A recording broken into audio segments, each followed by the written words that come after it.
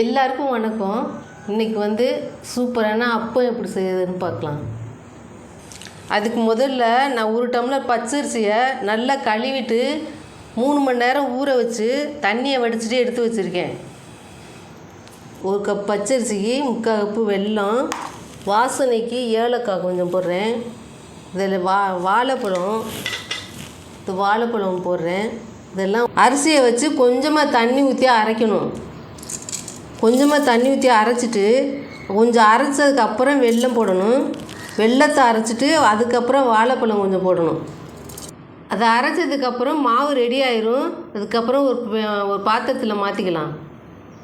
இப்போ அப்பத்துக்கு அரிசி, வெல்லம், வாழைப்பழம், ஏலக்காய் போட்டு மிக்சியில் அரைச்சிட்டு வந்திருக்கேன்.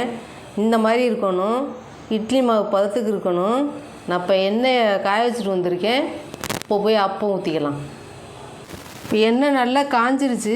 இப்போ அப்பம் ஊற்றி எடுத்துக்கலாம். மெதுவாக பொறுமையாக ஊற்றுங்க. கையில் எண்ணெய் தெரிச்சிடும். பார்த்து ஊற்றுங்க. நான் சொன்ன அளவில் செஞ்சு ஊற்றுனீங்கன்னா இந்த மாதிரி உப்பிக்கிட்டு வரும் அப்பம். இங்கே பாருங்கள் எவ்வளோ சூப்பராக உப்பிக்கிட்டு வருது பாருங்கள். பொன்னிறமாக வர வரைக்கும் வேகட்டும். நல்லா அப்பம் வெந்துருச்சு. இதை எடுத்துடலாம். பாருங்க எவ்வளோ சாப்பிட்டா பஞ்சு பஞ்சாக வந்திருக்கு.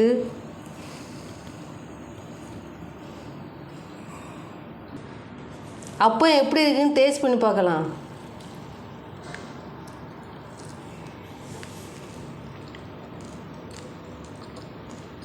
இதை நீங்கள் வீட்டில் செஞ்சு பார்த்துட்டு எப்படி இருக்குன்னு கமெண்ட் பண்ணுங்கள், லைக் பண்ணுங்கள், ஷேர் பண்ணுங்கள். மறக்காமல் MP3 குக்கிங் சேனலுக்கு சப்ஸ்கிரைப் பண்ணுங்கள். Happy cooking.